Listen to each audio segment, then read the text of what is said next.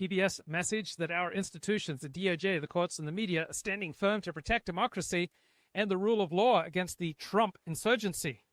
Mark Halperin's critique would be that these same elites selectively enforced outrage and moral standards. For example, Elon Musk's gesture was treated as Nazi-coded, but Cory Booker's identical gesture was ignored. News coverage is not about truth, it's about tribe, the tribe of the dominant ruling liberal elite. So this Halperin critique directly undermines the Frontline portrayal of elite neutrality.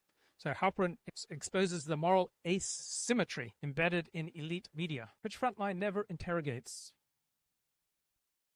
Halperin points out the media complicity in partisan myth-making.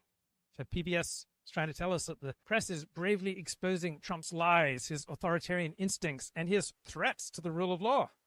Mark Halperin's critique: the press enabled Joe Biden's deception about his cognitive decline. They helped bury the Hunter Biden laptop story, and they have downplayed illegal immigration violence.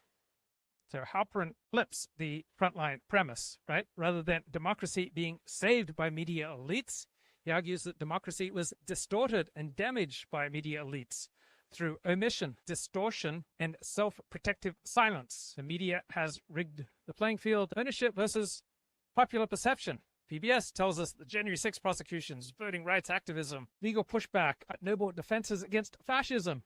Mark Halperin points out that the press and the Democrats often use their institutional control to try to define the narrative and to blame Trump rhetoric for violence, and they ignore violence against law enforcement from their own side, and they brush aside inconvenient illegal immigration-related crimes. So Frontline treats the dominant liberal narrative as settled truth.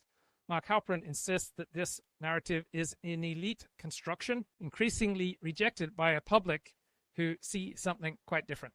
The media has rigged the playing field. They cover for Biden, they cover for Democrats, not just out of bias, but because they fear anything honest that might help Trump. The conspiracy of silence distorting public life and bringing the news media into increasing disrepute. The journalistic elite have masked their own biases and how they often use fact-checking and noble and neutral sounding things like gatekeeping and credentialism to discredit dissent and insulate themselves from their own errors and to protect their own preferences and power. Illegal immigration crimes, that's virtually never covered by the elite media, and the news media's dismissiveness after Trump's assassination attempt shows how disconnected the elite media culture has become from ordinary sentiment. And Frontline never confronts this disjunction. It paints elite behavior as benevolent paternalism. Mark Halperin exposes it as